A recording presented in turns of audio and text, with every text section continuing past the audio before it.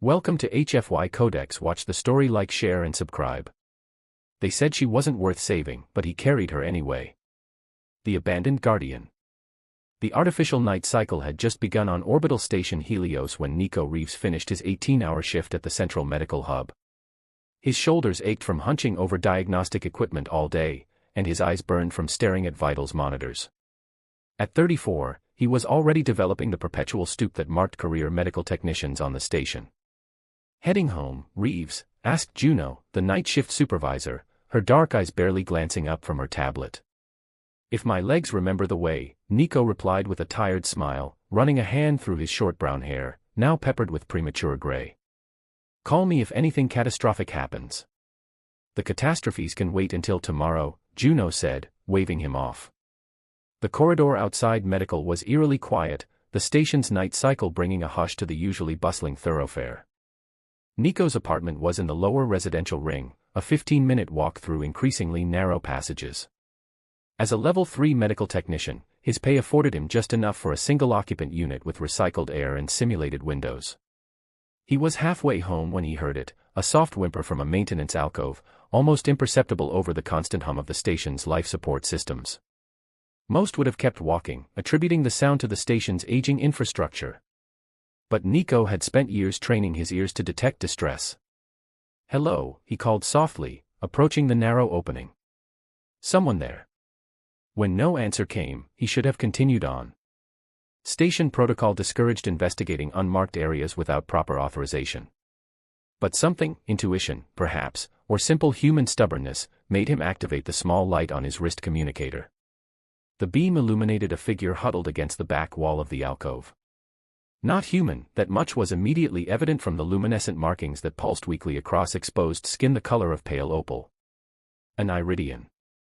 Stars above, Nico breathed, crouching down. "What happened to you?" The Iridian raised her head. Nico was fairly certain she was female, based on the facial structure that human anthropologists had catalogued during first contact decades ago. Her eyes were enormous, with vertical pupils that contracted in the sudden light, and her hair fell in strands that appeared to shift colors like fiber optics. "They determined I was terminal," she whispered, her voice melodic even in its weakness. "Resource allocation, inefficient." Nico's jaw tightened. The station's advanced medical AI, triage, made such determinations daily, which patients merited full treatment based on survival probability and resource consumption. It was a system he'd argued against in countless staff meetings, only to be told that emotions had no place in modern medicine. "You're from the Iridian diplomatic vessel," he said, recognizing the subtle patterns on her skin. A delegation had arrived 3 days ago to discuss trade agreements. "What's your name?" "Sorel," she managed, a ripple of golden light traveling across her face with the effort of speaking. "Second envoy to your coalition." "I'm Nico."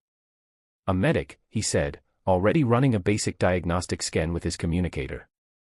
The readings made his heart sink: severe internal trauma, compromised respiratory function, and failing luminous organs that regulated an Iridian's metabolic processes.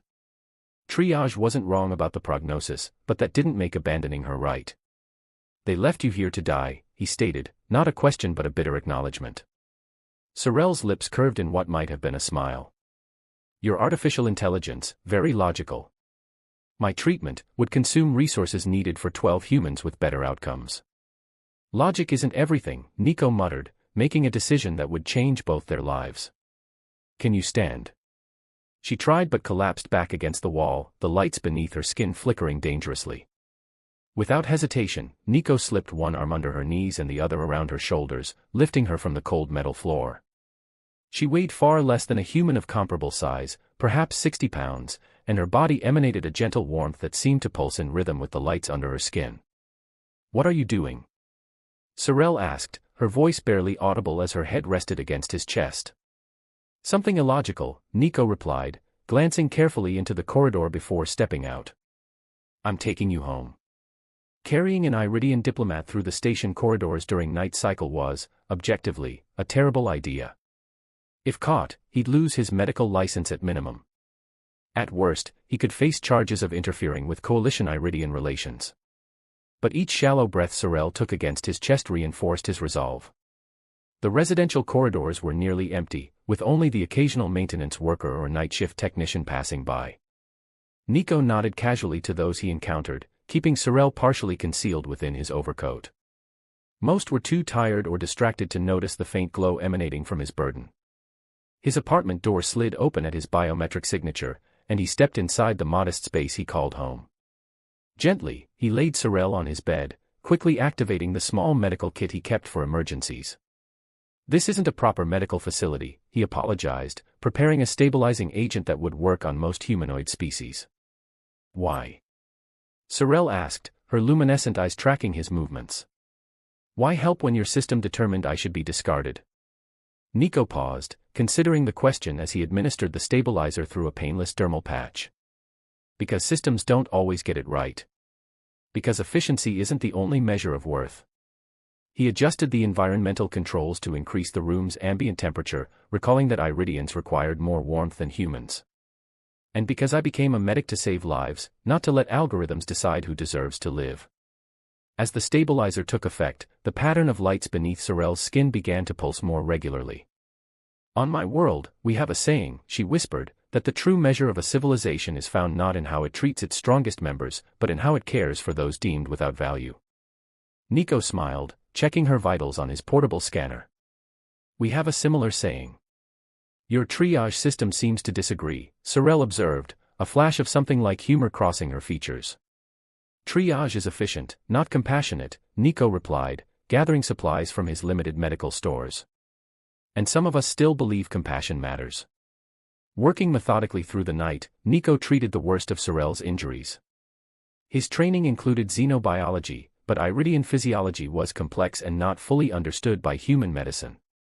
Still, he recognized the signs of improvement as her breathing deepened and the luminescence beneath her skin stabilized into a steady, gentle glow. Dawn's cycle found him slumped in a chair beside the bed, exhausted but vigilant. Sorel's eyes opened, clearer now, their vertical pupils contracting as the room's light gradually increased to simulate sunrise. "You've remained by my side all night," she observed, her voice stronger. "Your own recovery cycle was sacrificed." "I'll sleep later," he said, stretching his stiff muscles. "How do you feel?"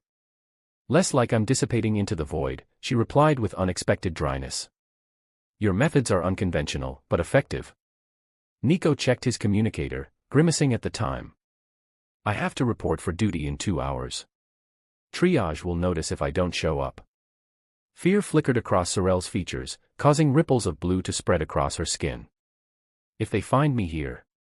"They won't," Nico assured her, though he wasn't entirely confident. "I'll lock the door. Rest and don't answer if anyone comes. I'll bring more supplies when my shift ends." Sorel studied him, her alien features difficult to read. "You risk much for a stranger." "Maybe I'm just a terrible judge of risk-benefit ratios," he said with a wry smile. "That's what my supervisor always tells me, anyway." As he prepared to leave for his shift, Nico felt Sorel's cool fingers brush his wrist, leaving a tingling sensation in their wake. "In my culture," she said solemnly, "to carry another when they cannot walk creates a bond of protection. You have bound yourself to me, Nico Reeves, whether you intended to or not." The implications of her words settled over him like a mantle, mysterious, weighty, but not unwelcome. "Then I guess we're in this together," he replied, feeling something shift within him, a certainty taking root where doubt had been. As the door closed behind him, Nico knew his life had irrevocably changed. By carrying Sorel from that maintenance alcove, he had defied more than just triage's cold calculations. He had challenged the very system that valued efficiency over compassion, algorithms over human judgment. And somehow, despite the dangers ahead, he couldn't bring himself to regret it. Defying the algorithm. The central medical hub was unusually busy when Nico arrived for his shift.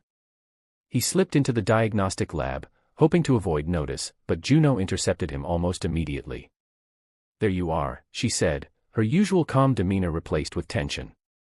"Director Harlow called an emergency meeting. Something about an Iridian diplomat who disappeared from intensive care last night." Nico's stomach tightened, but years of emergency medical training helped him maintain his composure. "Disappeared? How is that possible with the security protocols?" "That's what everyone's asking," Juno replied, leading him toward the conference room. Triage had classified the patient as terminal with minimal resource allocation. Standard procedure was initiated to move her to palliative care, but she never arrived. The conference room fell silent as they entered. Director Harlow, a stern woman with silver hair pulled into a tight bun, stood at the head of the table beside a tall, angular Iridian male whose skin pulsed with angry red patterns. "This is Ambassador Tavik," Director Harlow announced, her voice clipped. "He's here about Second Envoy Sorel." The ambassador's vertical pupils narrowed as he surveyed the medical staff. "Your artificial intelligence determined my colleague was beyond saving," he stated, his melodic voice carrying an undercurrent of barely controlled rage. "Yet instead of informing our delegation, you simply discarded her." Director Harlow's jaw tightened. "Ambassador, as I've explained, there appears to have been a procedural error. Triage made its determination based on standard protocols." "Your protocols allowed a diplomatic representative to vanish," Tavik interrupted, luminescent patterns flashing across his face. "Where I come from, this would be considered an act of aggression." Nico kept his expression neutral, though his pulse raced. The situation was worse than he'd anticipated. If the Iridians believed Sorel had been deliberately disappeared, it could jeopardize the entire Coalition Iridian Accord. "We're reviewing all security footage," Director Harlow assured the ambassador. "Every staff member will be questioned. We will find Second Envoy Sorel." The meeting continued, with security protocols outlined and search parameters established. Nico participated minimally, offering only what was expected while his mind raced through scenarios and contingency plans. He couldn't return Sorel to the medical hub now, not when her condition was improving under his care, and especially not when Triage would simply reinstate its terminal designation. When they were finally dismissed, Juno caught his arm in the corridor. "You look pale, Reeves. Are you all right?" "Just tired," he replied, forcing a smile. "And worried about the diplomatic fallout." She studied him for a moment too long. "You worked in the intensive care ward 2 nights ago, didn't you?" "The night shift." "Briefly," he admitted, keeping his voice casual. "Checked on a few patients before heading home." Juno nodded slowly. "The security logs show someone accessing the maintenance corridor near IC around the time Sorel disappeared. The facial recognition was inconclusive due to poor lighting." Nico's heart stuttered. "Probably just maintenance personnel," he suggested. "You know how the night crew avoids the main corridors." "Probably," Juno agreed, but her expression remained skeptical. "I've been assigned to review all medical staff movements. I'll need your statement later." "Of course," Nico said, relieved when she finally walked away. The rest of his shift passed in a haze of anxiety. He managed to pocket several specialized medical supplies that would help Sorel: direct cellular regenerators designed for non-human physiology, metabolic stabilizers, and pain management patches. Each item taken was a violation of protocol, each one logged in the system under his access code, but he couldn't bring himself to care about the inevitable audit. When his shift finally ended, he took a circuitous route back to his quarters, doubling back several times to ensure he wasn't followed. The station's security presence had noticeably increased, with uniformed personnel monitoring major intersections and scanning IDs.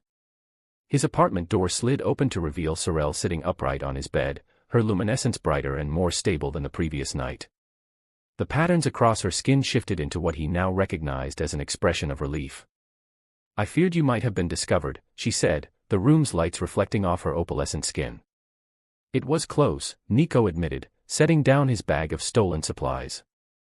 "Your ambassador is threatening diplomatic consequences if you're not found." Sorel's eyes widened. "Tavik is here?" "On the station.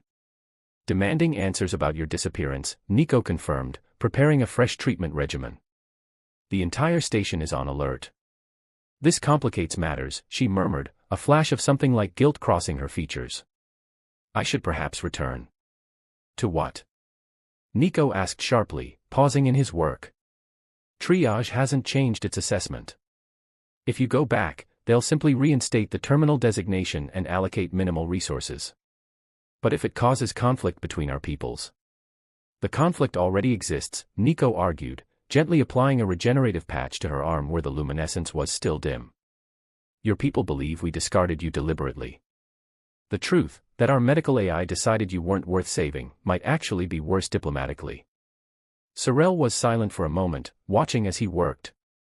Your care has improved my condition considerably, she finally said. Perhaps if I returned now, the assessment would change. Nico shook his head. Triage doesn't revise its determinations easily. Once you're classified as terminal, the system is designed to minimize resource waste regardless of improved symptoms. A flawed system, Sorel observed quietly. Deeply flawed, Nico agreed, completing his treatment. How are you feeling now? Instead of answering, Sorel raised her hand toward his face. May I? She asked. Curious, Nico nodded. Her cool fingers touched his temple, and immediately a sensation like gentle electricity flowed between them. Images and emotions not his own flickered through his mind, gratitude, wonder, and something deeper, more profound. This is how my people share true feelings, she explained, withdrawing her hand. Words are imprecise, especially across species. Nico blinked, adjusting to the lingering echo of her consciousness. That was intense. A smile curved her lips. It is the smallest fragment of connection. Among my kind, those who bond may share entire lifetimes of memory and emotion. Bond. Nico repeated, remembering her words from the previous night. In carrying me, you formed the first thread of connection, she explained. What grows between us now is more complex, if you wish it to be. The implication was clear, and strangely welcome. Despite having known her less than 48 hours, Nico felt a connection to Sorel that transcended rational explanation, a resonance that went beyond caregiver and patient. Their conversation was interrupted by the chime of his door alert. Nico froze, then motioned for Sorel to remain silent as he approached the entrance panel. Identify, he called, keeping his voice steady. It's Juno, came the response. We need to talk, Reeves. Nico's mind raced. If he refused entry, it would only increase suspicion. Just a moment, he called, turning to Sorel. The bathroom, he whispered urgently. It's small, but... Sorel was already moving, her movements fluid and nearly silent as she slipped into the tiny washroom. Once the door closed behind her, Nico took a deep breath and opened the apartment entry. Juno stood in the corridor, her expression unreadable. May I come in? Of course, he said, stepping aside. Is this about the security review? She entered slowly, her eyes scanning the modest living space with professional scrutiny. The security footage was damaged, she said without preamble. Conveniently corrupted at exactly the time Sorel disappeared. That's unfortunate, Nico replied carefully. Indeed. Juno turned to face him directly. Your medical access code was used to dispense xenobiological supplies today. Supplies specifically calibrated for iridian physiology. Nico maintained eye contact, refusing to flinch. We're treating several non-human patients in the burn unit. I was asked to prepare specialized regeneration kits. By whom? Dr. Patel, he lied smoothly. You can verify with him if necessary. Juno's expression hardened. I already did. He denied making any such request. The silence that followed was deafening, broken only by the soft hum of the station's environmental systems. Nico considered his options, all limited, all dangerous. What do you want, Juno? He finally asked. The truth, she replied simply. And perhaps to understand why one of my most promising medics would risk everything for a patient deemed terminal by triage. Before Nico could respond, a soft sound came from the bathroom, barely audible, but in the tense silence, it might as well have been a klaxon. Juno's eyes narrowed. You're not alone. It's not what you think, Nico began, but Juno was already moving toward the bathroom door, her hand reaching for the security communicator at her belt. In that moment, facing the collapse of everything he'd risked, Nico made yet another decision based not on logic or protocol, but on the conviction that some things, some lives, were worth any sacrifice. Wait, he said, stepping between Juno and the bathroom. Yes, she's here. And yes, I took her from medical. But before you call security, let me show you something. Juno hesitated, her finger poised above her communicator. Show me what? The flaw in the system we've both complained about for years, Nico said, his voice steady now with purpose. The reason why algorithms shouldn't determine who lives and who dies. After a long moment, Juno lowered her hand. You have 2 minutes, Reeves. Make them count. Nico turned toward the bathroom door. Sorel, he called softly. You can come out now. The door slid open, and Sorel emerged, her luminescence casting the small apartment in a gentle, otherworldly glow. The patterns across her skin pulsed with apprehension, but she stood straight, her eyes meeting Juno's with quiet dignity. Triage said she wouldn't survive the night, Nico said quietly. That treating her was a waste of resources. Look at her now. Juno stared, medical training and professional assessment visibly warring with station protocol in her expression. Her luminous response is much stronger than reported, she finally admitted. The metabolic indicators are stabilized. Because she received actual care, Nico emphasized. Not the minimal palliative support Triage allocated. Sorel stepped forward, her movement graceful despite her still healing condition. Your colleague saved my life, she told Juno. When your machine declared me without value, he carried me from darkness and showed me that humanity's greatest strength is not in its efficiency, but in its compassion. Juno's posture shifted almost imperceptibly, the rigid stance of a supervisor softening into that of a physician who had taken the same oath as Nico, to heal rather than harm.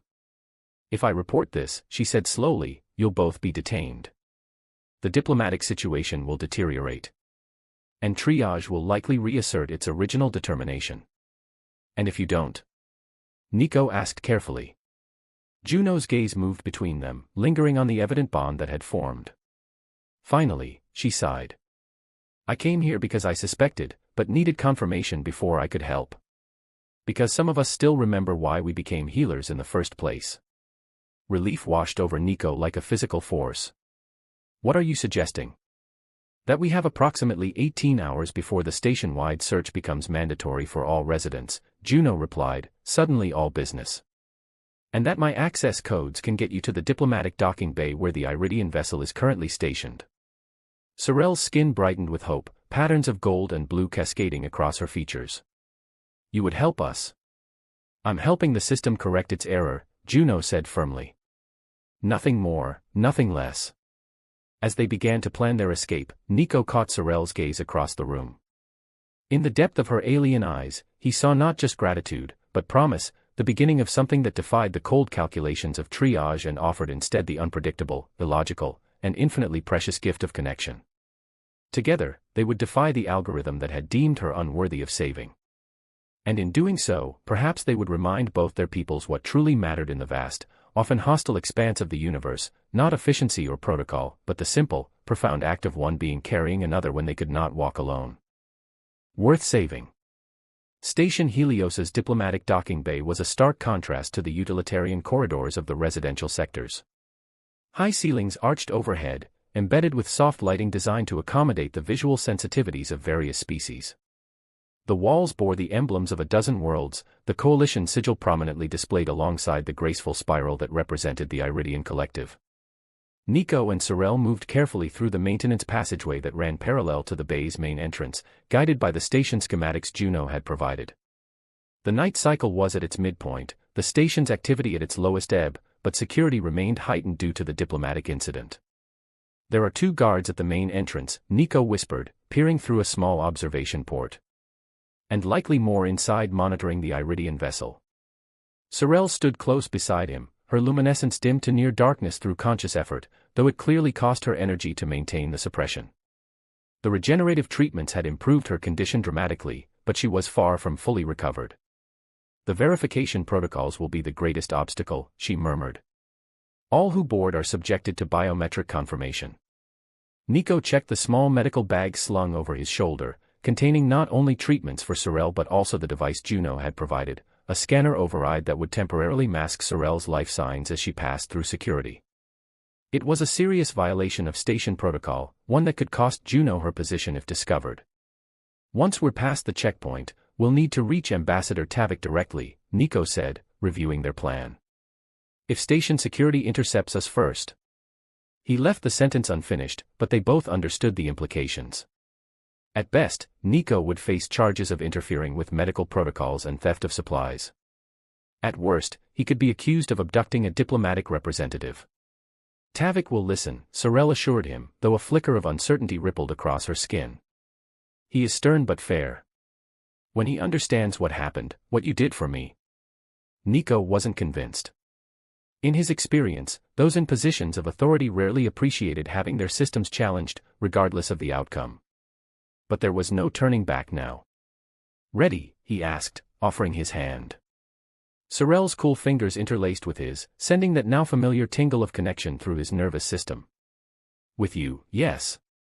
They moved from the maintenance passage into a secondary corridor used primarily by cleaning drones. Nico's access badge, supplemented by Juno's override codes, opened each doorway without triggering alerts.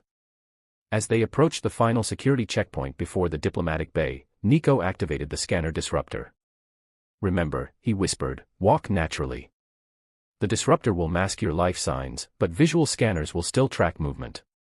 Sorel nodded, her grip on his hand tightening slightly. They stepped into the main corridor, Nico nodding casually to the security officers as they approached the checkpoint. "Evening," he said, presenting his medical badge. "Routine maintenance check on the environmental systems in the diplomatic bay." The guard, a bored-looking woman with cybernetic enhancements visible at her temples, barely glanced up as she scanned his badge. "Bit late for maintenance, isn't it?" "Diplomatic vessels have priority scheduling," Nico replied smoothly. "The Iridian environmental requirements are particularly sensitive." The guard nodded, waving them through the body scanner. For a breathless moment, Nico feared the disruptor would fail, that alarms would sound as Sorel's unique physiology was detected.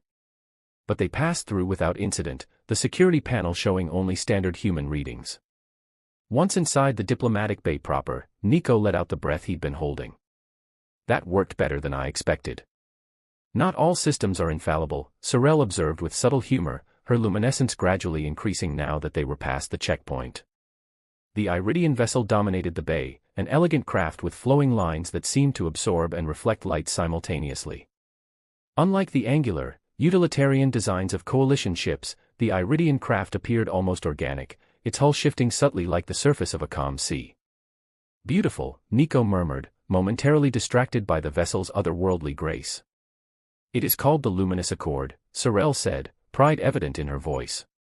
"A smaller diplomatic vessel, but significant in that it represents the first formal exchange between our peoples."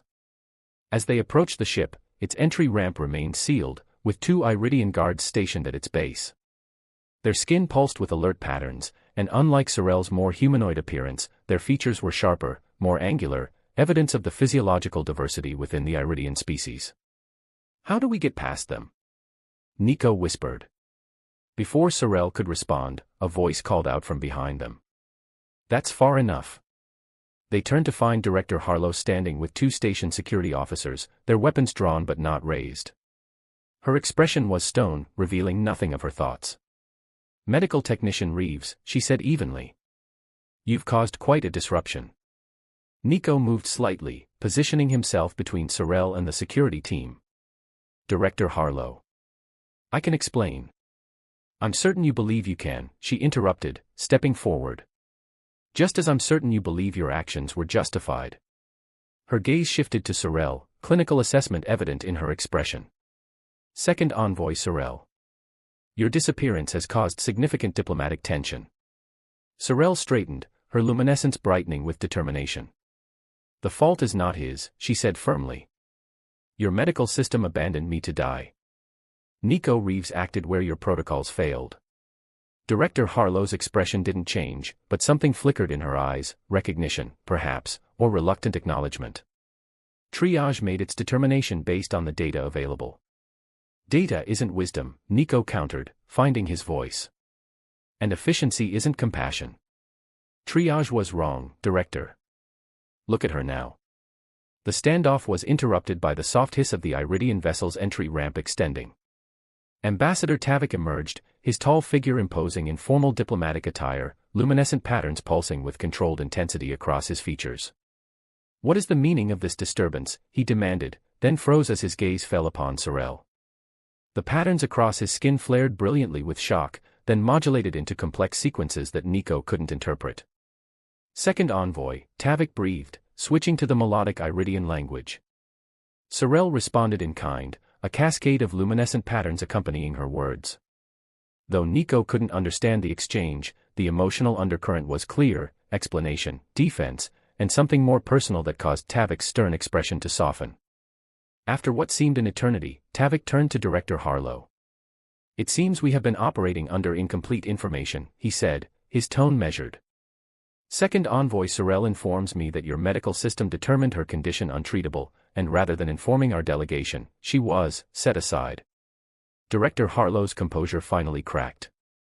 "Ambassador, I assure you, if proper protocols had been followed, she would be dead," Nico interjected, past caring about consequences. "Triage classified her as terminal with minimal resource allocation. If I hadn't found her in that maintenance alcove." Tavik's vertical pupils contracted. "Is this accurate, Director?" Harlow hesitated, weighing diplomatic consequences against institutional defense. "Triage operates on established medical protocols designed to maximize efficient use of resources," she finally said, her tone carefully neutral. "In Second Envoy Sorel's case, the prognosis indicated a less than 12% chance of recovery, requiring resources that could serve multiple patients with better outcomes." "I see," Tavik said, his voice dangerously soft. "And this?" He gestured toward Nico. "This medical technician disagreed with your artificial intelligence. He violated protocols," Harlow stated firmly. "Removed a patient without authorization, stole medical supplies, and interfered with a diplomatic situation. And saved my life," Sorel added, stepping forward to stand beside Nico. "Where your vaunted technology saw only statistics, he saw a person worth saving." A tense silence fell over the bay, broken only by the soft hum of the station's systems. Nico felt the weight of multiple gazes, Harlow's disapproval, the security officer's wary attention, and most intensely, Tavik's inscrutable assessment. Finally, the ambassador spoke. "Among my people, there is a concept for which your language has no precise equivalent. The closest translation might be life-debt bond, a connection formed when one being preserves the existence of another at significant personal risk." He turned to Nico, the patterns across his skin shifting to a more formal configuration. "Such bonds are rare and sacred, transcending ordinary diplomatic or social conventions. By your actions, you have formed this bond with Second Envoy Sorel, whether you intended to or not." Nico glanced at Sorel, finding her eyes already on him, luminescent patterns suggesting emotions too complex for words. "I'm beginning to understand that," he said quietly. "Then understand this as well," Tavik continued. "The Iridian Collective places the highest value on such bonds. Any attempt to punish this human for his actions would be considered a grave diplomatic offense by my government." Director Harlow's expression tightened further. "Ambassador, while we respect your cultural perspectives, station protocols exist for reasons of safety and order. Medical technician Reeves has violated multiple regulations. To achieve what your protocols could not," Tavik interrupted, his tone unyielding. "The preservation of a diplomatic representative's life. Are you suggesting your regulations value efficiency over the life of an allied envoy?" The diplomatic trap was elegant in its simplicity. If Harlow insisted on punishing Nico, she would implicitly be stating that station protocols outweighed diplomatic relations. If she acknowledged the value of Sorel's life, she would be admitting that triage had failed in its fundamental purpose. "Perhaps," Harlow said carefully, "in this specific circumstance, a review of the incident rather than immediate disciplinary action would be appropriate." Tavik inclined his head slightly, acknowledging the concession. "Most wise." And as a gesture of diplomatic goodwill, the Iridian Collective would welcome medical technician Reeves aboard the Luminous Accord as a cultural liaison. His unique perspective on human medical ethics would be invaluable to our ongoing relations. The implication was clear: Tavik was offering Nico sanctuary, removing him from Harlow's jurisdiction while maintaining diplomatic protocol. "That would be irregular," Harlow said stiffly. "Medical technician Reeves has responsibilities on this station." "I believe his highest responsibility has already been demonstrated," Tavik replied smoothly. "The preservation of life beyond algorithmic value assessment. Unless you disagree with that principle, Director." Another elegant trap, forcing Harlow to either contradict the fundamental tenets of medical ethics or concede to Tavik's proposal. Before she could respond, Sorel reached out, her cool fingers finding Nico's again. This time, the connection between them seemed stronger, more defined, not just the pleasant tingle he'd felt before, but a deeper resonance, as if something within him recognized and responded to her presence on a cellular level. "The choice must be his," Sorel said softly, her gaze never leaving Nico's face. The bond offers possibility, not obligation. In that moment, facing the crossroads that would determine his future, Nico found the decision surprisingly easy. His life on Station Helios, the endless shifts, the constant battle against triage's cold calculations, the subtle but persistent dehumanization of medicine reduced to algorithms, had been wearing him down for years. And now, here was something else entirely. A connection he couldn't fully understand but felt with absolute certainty. A chance to learn, to grow, to explore not just the stars but the profound possibilities of connection across species and cultures. "I would be honored to serve as a cultural liaison," he said formally, before turning to Director Harlow. "With your permission, Director." Harlow's expression was unreadable, but resignation shadowed her eyes. "It seems I have little choice in the matter," she said tightly. "Very well. Consider yourself temporarily reassigned to diplomatic duties, Technician Reeves." The security officers lowered their weapons completely, stepping back as Ambassador Tabak gestured toward the Luminous Accord's entry ramp. "Then it is settled," the ambassador said, satisfaction evident in his tone. "Second Envoy Sorel will return to her duties once she has fully recovered, and Medical Technician Reeves will join our delegation as we continue our journey through Coalition space." As they ascended the ramp, Sorel's hand still in his, Nico felt a profound sense of rightness settle over him. Behind them, Station Helios and its flawed systems; ahead, the unknown, beautiful, terrifying, and alive with possibility. Inside the Iridian vessel, the environment shifted subtly to accommodate their physiology, warmer, with lighting that pulsed gently in patterns that seemed somehow familiar, as if they resonated with human biorhythms despite their alien design. "Your quarters have been prepared," Tavik informed them, leading them through corridors that flowed organically rather than following the rigid angles of human architecture. "They are adjacent, with a connecting doorway should you wish it." The subtle implication wasn't lost on Nico, nor was the knowing gleam in Tavik's vertical pupils. The ambassador paused before departing, his gaze moving between them. "The bond you share is rare, even among our kind," he said, more gently than Nico had heard him speak before. "It will take time to understand its full nature and implications. But know this, what began as one carrying another has become something far more significant. Something worth preserving." After Tavik left them, Nico and Sorel stood in the corridor outside their assigned quarters, the events of the past days settling around them like a mantle, both weighty and somehow right. "I haven't asked what you want," Nico said finally, turning to face her fully. "Everything happened so quickly. If you'd prefer space, time to recover without." Sorel placed her fingers against his lips, silencing him. The touch sent cascades of sensation through his nervous system, like gentle electricity that awakened rather than shocked. "Among my people," she said softly, "we believe that connections are not made by chance. When two beings resonate at complementary frequencies, the universe itself conspires to bring them together." The patterns beneath her skin formed intricate, beautiful geometries that somehow expressed what words could not. "You carried me when I could not walk, Nico Reeves. But in doing so, you also carried yourself to a new path, one that perhaps you were always meant to find." Understanding dawned within him, not as a thought but as a certainty that seemed to originate from the very connection between them.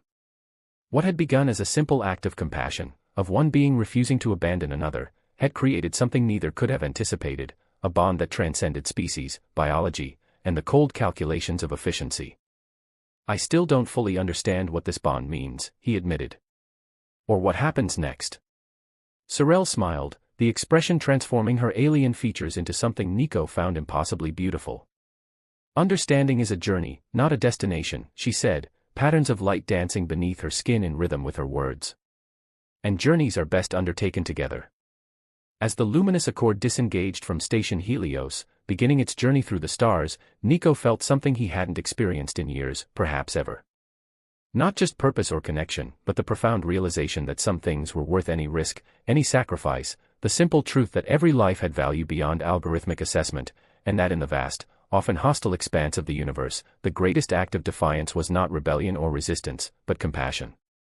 He had carried Sorel from darkness, but in doing so, she had carried him too, away from a life of compromise and silent acquiescence, toward something infinitely more valuable. As they stood together at a viewing portal, watching Station Helios recede into the distance, the stars beyond seemed to pulse in rhythm with the luminescence beneath Sorel's skin, and with the beating of Nico's heart, different anatomies, different biologies, yet somehow finding harmony in the shared conviction that had brought them together. Some lives were worth saving, regardless of the cost. Some connections were worth nurturing, regardless of the differences. And sometimes, the simple act of carrying another when they could not walk was the beginning of a journey neither could have imagined, but both were destined to share. The luminous accord accelerated to interstellar velocity, carrying them away from the world of triage and protocols, of algorithms and efficiency, toward something far more challenging and infinitely more precious, a future defined not by cold calculation, but by the warm, unpredictable, and boundlessly beautiful reality of connection across the stars. In the soft glow of Sorel's luminescence, Nico found himself smiling. Whatever came next, they would face it together, bound not by obligation but by choice, not by protocol but by the profound truth that had guided him from the moment he'd found her in that maintenance alcove. Every life was worth saving. And some connections, once formed, were worth everything.